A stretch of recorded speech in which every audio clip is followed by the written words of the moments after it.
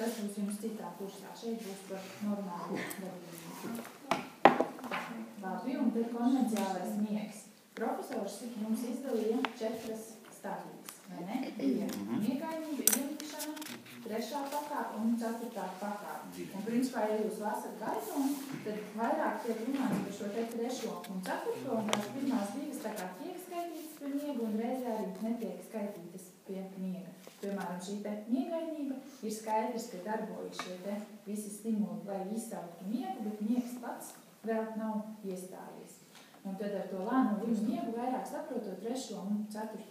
pakāpi, kad cilvēks jau ir miegā.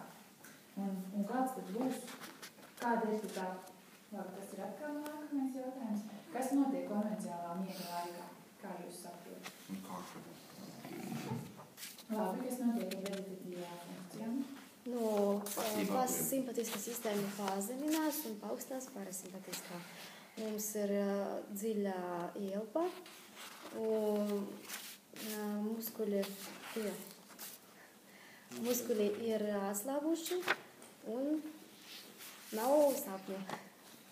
Par tiem sapņiem tur var drusku skriet? Gaitumā rakstīts, ka it kā varētu būt sapņi. Jā, ka sapņi arī šajā konvencionālajā miegā sapņi var parādīties, bet tas, kāpēc mums liekas, ka šo te sapņi nav, mēs neatceramies. Tieši tā.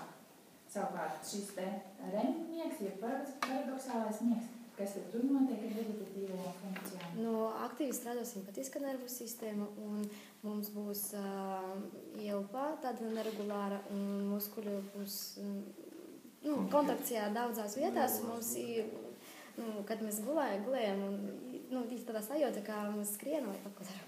Jā, un te jums arī ir tas āķītis, ka šajā REM miegā ir acu kustības un atsevišķas kontrakcijas, bet kopumā organismam muskuļu tonus ir pazemināts. Tas ir kā sanāk pretēji, tā jocīgi izklausās, ka mums ir kustības, bet muskuļi ir tonus pazemināts, jā. Bet mums ir atsevišķi šīs te kustības, bet kopumā organismam muskuļu tonus ir zemāks kā konvencionālajā miegā. Kāpēc notiek tas saraušanas? To es nevarēšu jums izstāstīt. Tur ir kaut kāds molekulārs mehānisms apakšā? Nē, tur ir nervu sistēmas, jo tas nākamais, ar ko atšķirās konvencionālais un šis te paradoxālais miegs, ka mēs runājam par nervu sistēmas aktivitāti. Kā ir, kurā ir lielāka, mazāka aktivitāte? Paradoxālajā aktivitāte lielāka. Ir lielāka, un paradoxālajā miegā šā smadzeņu aktivitāte var būt pat lielāka kā nomodu stāvoklī. Savukārt konvencionālajā miegā viņa ir stipri samazināta šī te smadzeņu aktivitāte.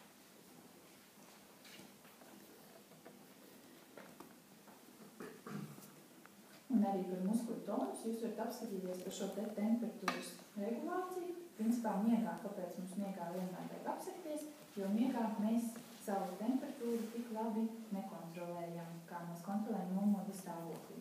Savukārt šajā te paradoxālajā miegā mums temperatūra krīt vēl zemāk kā konvencionālajā miegā, jo ir vēl mazāk šis te muskuļu tonus.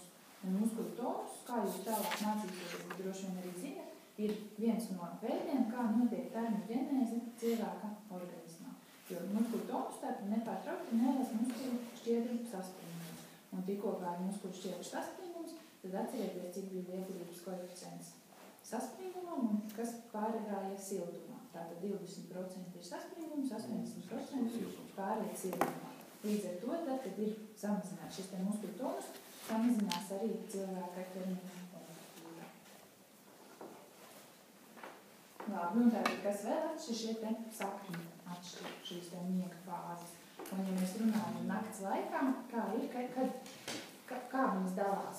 3., 4., 1., 2., 3., 4. paradoxālais. Kā jūs man teiktu, nakts sākumā, tad, kad mēs iemiegam, kāds miegs? Pirmkārt, kura fāze, kurš no miega veidiem, konvencionālais vai paradoxālais, ilgst ilgāk? Konvencionālais 80% un 20% paradoxālais. Un, ja mēs skatāmies par šīm te fāzēm, vai ir tā, ka mēs 80% no nakts guļam konvencionālajā miegā, un tad uz rīta pusi mums ir paradoxālais. Mums var būt 25 minūtes konvencionālais un pēc tam 5-3 minūtes paradoxālais, un pēc tam arī. Tā kopumā iznāk, ka iesaistīt visu miega konvencionālo miegu, iznāk, kā būs 80 un tur būs 20%. Jā, tieši kā visu laiku mainās šis te konvencionālais, paradoxālais. Tas, cik reizes viņi mainās, ir atkarīgs no tā, cik ilgi jūs guļat, un arī no tā, cik jūs esat noguruši. Ja jūs esat fiziski noguruši, tad jums būs lielāka daļa šis te konvencionālais miegs, un paradoxālais miegs būs mazāk. Un arī, ja mēs skatāmies naktī, tad konvencionālais miegs nakts sākumā ir raksturīgs vairāk, savukārt paradoxālais miegs nakts beigās ir raksturīgs vairāk. Un tas ir tieši tādēļ, ka ķermeņa primārais ir atpūsties, līdz ar to sākumā primārā funkcija šis te konvencionālais miegs ir atpūta, tad, kad organisms jau ir līdz kaut kādai zināmai robežai atpūties, tad sāka šis te paradoxālais miegs, kuram tad ir citas funkcijas, nevairs atpūta, viņam ir šī te smadzeņu darbības normalizēšana, visas šīs te smadzeņu procesi miega laikā. Atmiņas konsolidācija, tas viss tātad ir vairāk uz rīta pusi, kad organisms jau ir atpūta. Bet ja cilvēks neguļ tik, cik vajag, tad sanāk, tad mēs tikai izguļam to konvencionālu un nepaspējam to normalizēt. Tam ir ļoti kaitīga ietekme, un šeit mēs varam runāt. Pirmkārt, ir izjaukt šis te emocionālās līdzsvars. Ir izjaukt emocionālās līdzsvars, koncentrēšanās spēja nopietni samazinās. Un ja mēs runājam par imūnsistēmu, tad tālāk mēs runāsim arī par melatonīnu. Un melatonīns, kā jūs zināt, ir šis te miega hormons, viņa tā dēvē. Bet kas ir otra ļoti nozīmīga funkcija melatonīnam? Imūnsistēma. Imūnsistēma, tieši tā. Un savukārt, ja mums nav pietiekama šī te melatonīna sekrēcija, tad mums cieši imūnsistēma. Un tas, kas bija diezgan šokējoši, ka tad, piemēram, jūs strādājat naktsmaiņā un pa dienu guļat, tad jums arī ir izjaukta šī te melatonīna sintēze. Un šādiem cilvēkiem, kas ir apgriezuši rītu un nakti tā kā vienā, ir palielināts vēža risks.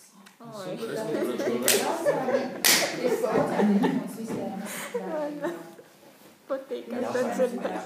Tev nav dienu nakts, tev vienkārši stundas. Jā, 15 minūtes tā Bet gaisma atšķirās. Tur jau tas melatonīns ir kā atbilde uz gaismas šiem te. Jāsēž pie lampiņas tādas, kur pamāca saudu. Jāsēž pie tādas lampiņas speciāli naktī. Jāsēž pie speciālās lampiņas, speciālās, bet jūs jau gribat, lai jums nav. Tad, ja jūs gribat melatonīnu, tātad vajag, lai gaismas nav. Tad tumsā jāstrādā. Kvalitatīvāks miegs ir tad, kad jūs, piemēram, naktas žakuzīs, kad jūs aizstāstat un gaisma no ielas nenāk iekšā, tad miegs ir kvalitatīvāks. Savukārt, ja jūs gribat pamosties, tad ir pat speciāli, komercionāli modinātāji pulksteni ar zilganu gaismu. Jo it kā šeit, lai pārtraukt melatonīnas intēju, ir nepieciešama nevis tikai parasta gaisma, bet noteikta viņa šī te gaisma. Līdz ar to tie pulksteņi it kā, neesmu pārbaudījis, vai kāds ir fizioloģiski pārbaudījis, bet viņi palīdzot pamošanās procesā, ka tad esot vieglāk pamosties. Bebeķiem jau arī zila gaisma ir, kad atvērtās vaļā logus. Jā, tieši tā. Ja nepalīdz. Bet ja neplīst ap pulksteni. Viņi pamožas. Bet kas ir rēķini par izdošanā vērnu, vai kas tā bija darba?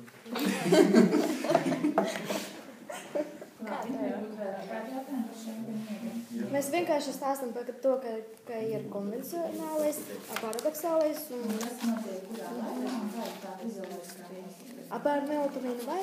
Par melatonīnu būs tālāk, jūs varat pieminēt, jūs varat daudzos jautājumus par melatonīnu pieminēt, bet būs par šiem te, par šo te cirkadiāno ritmu, par šo te pulksteni.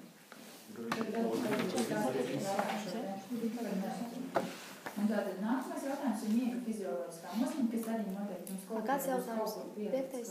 Piektais, jā. Jo viens pats viņš ir ļoti maziņš, tātad, ko jūs man varētu teikt, tāda ir fizioloģiskā nozīme. Atpūta. Liek iztērēt laiku. Konsolidācija. Arī atmiņas. Vēlreiz, varūžu vēlreiz un primitīvāk. Miega fizioloģiskās funkcijas kāds. Liek laiku iztērēšana. Imunitāte, jā. Emocionālā sfēra stabilizācija. Informācijas apsarā. jā, principā visi šie nervu sistēmas pārveides procesi arī var notikt miegā. Jums arī profesors stāstīja, ka ir procesi, kas notiek miegā, un procesi, kas notiek miegā. Tāpēc, ka tie ir tā kā nemieга atkarīgie gēni, kas tiek transkribēti, un miega atkarīgie gēni. Un tātad ir noteikts darbības, kas notiek miegā, un noteikts darbības, kas notiek nomodā. Ja mēs visu laiku gulētu, arī nebūtu labi, un ja mēs visu laiku esam nomodā, tad arī nav labi. Un kas vēl ir svarīgi, ka miegs ir enerģijas ietaupījums. Aptuveni par 4. daļu, tā kā visas šīs vegetatīvās funkcijas tiek samazinātas, tad ietaupījums ir aptuveni 25% gudot.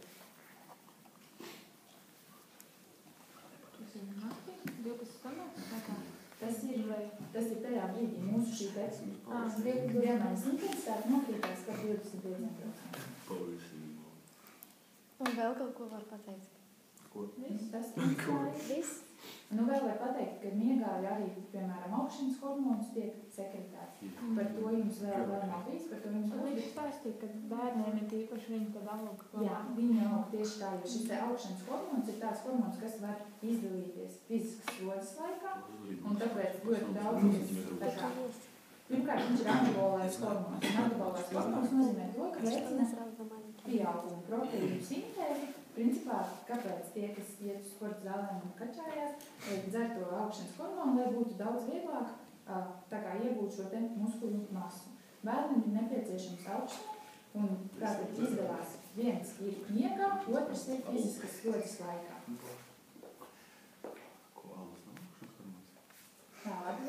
Kas tur bija par imunitāti? Par imunitāti ir noteikti. Imunitātes uzlabošana. Jā. Miegs ir nepieciešams imūnsistēmas valdības. Tas ir saistīts arī ar melatonīnu. Tas ir arī ar melatonīnu, jā. Labi. Tad veramies pie 6. jautājuma. Miega un nomoda secīga mājiņa. Stumbra retikulārā formācijas metabolītu, hormonu un diennakts ritma loma. Un pēc sākuma to, vai jūs sapratāt, kas ir retikulārā formācija? Nē. Tad pastāstiet man, kas tas ir.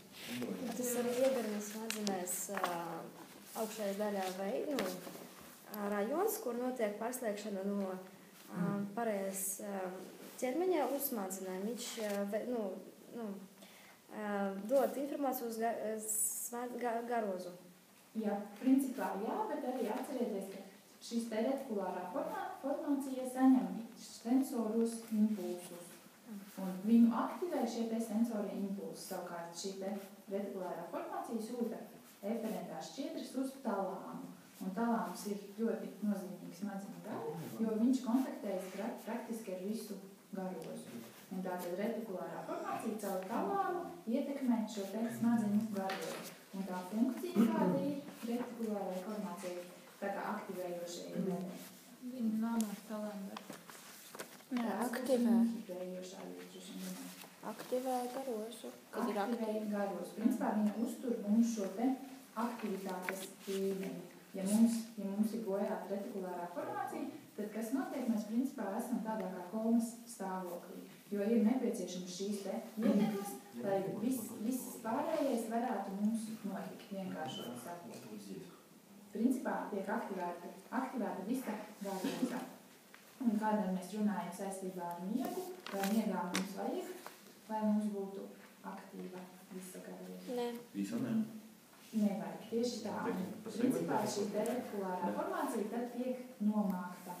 Un ir speciāli arī šie te miega izraisošie kodoli, tik smalki es jums neprasīšu. Viņa kaut kā segmentē, viņa izslēdz. Ja viņa nomāca segmentē to garozu vai arī vispār visu pilnībā? Nē, samazina aktivitāti. Visu nevis kā pa blokiem kaut kur, bet visai. Ir dažādi šajā te retikulārajā formācijā, ir dažādi tad, kad mēs runāsim par ātro. Tad, kad mēs runājām par ātro acu uzpīdu miegu, tad principā ir daļas, kas tā kā ir aktīvas un ir daļas, kas nav aktīvas. Tad arī sanāk tā, ka segmentāri, ja tā visi intuīcija notiek. Principā tur ir vairāk šie te neironi, kas ietekmē, tā kā ir viena šī te retikulārā formācija, bet viņa nav vienotīga, viņa ir tomēr tā kā nošķirts. Jā, bet tad, ja mēs runājam par šo te aktivitāti, viņa izraisa aktivitāti viscaur. Nebija arī tā, ka, piemēram, viņi saslēdz kopā to sensoru un